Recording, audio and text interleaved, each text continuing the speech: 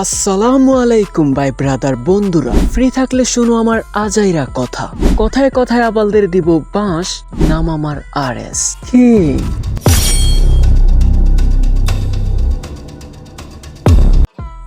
আজকে কথা হবে বাংলাদেশের সুঘোষিত সানি লিওনকে নিয়ে।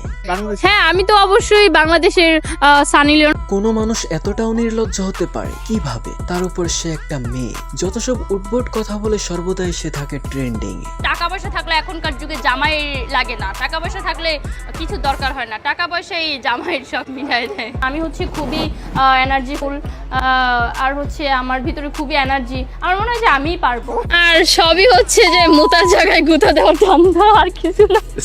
বাই দ্য ওয়ে, সে কিন্তু বিবাহিত, তার আছে ছোট একটা বাচ্চা। উপস্থাপিকা যখন তার বাচ্চা নিয়ে তাকে প্রশ্ন করে, তোমাকে নিয়ে তো মানুষ অনেক ট্রল করে, অনেক কাজে বাজে কথা বলে, এগুলো তোমার দেখার পর মানে তুমি কি এগুলো পাত্তা দাও নাকি? পাত্তা দাও না?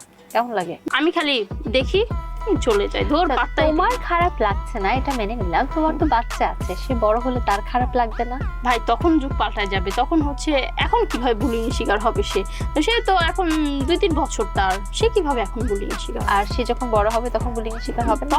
তখন আবার তোমার পাল্টায় সামনে যাবে। ইন্টারভিউ দিতে আসবে, তখন তুমি জিজ্ঞেস করবে, তখন বলবো। এখন ভাই আমি এত অ্যাডভান্সে যেতে চাই না। আচ্ছা, এই ধরনের মা যদি আরো কয়েকটা থাকে সোনার বাংলাদেশে, তবে বাংলাদেশ খুব শীঘ্রই কয়লাতে পরিণত হবে।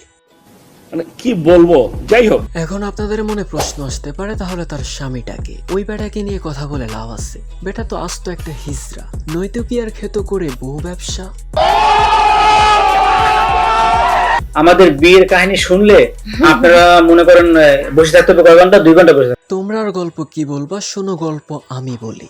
ওই দেখছে তুই বেটা হিজড়া, তাই তোকে করছে বিয়া, যাতে বিয়ার পরও চালিয়ে যেতে পারে এমন অশ্লীলতা। আমি যা বললাম তা গল্পের সারাংশ, তোমরা একদিন সময় করে পুরো গল্পটা বলো। ইনশাআল্লাহ একদিন সবাইকে। বর্তমানে বাংলাদেশে প্রাপ্তবয়স্কদের পাশাপাশি ছোট বাচ্চারাও স্মার্টফোন ইউজ করে। তাদের সামনে যদি এমন অশ্লীল ভিডিও পড়ে, তাহলে তারা কি শিখবে? আজকে আমি কই আছি জানেন? আমার জামাইয়ের কোলে আছি, কোলে।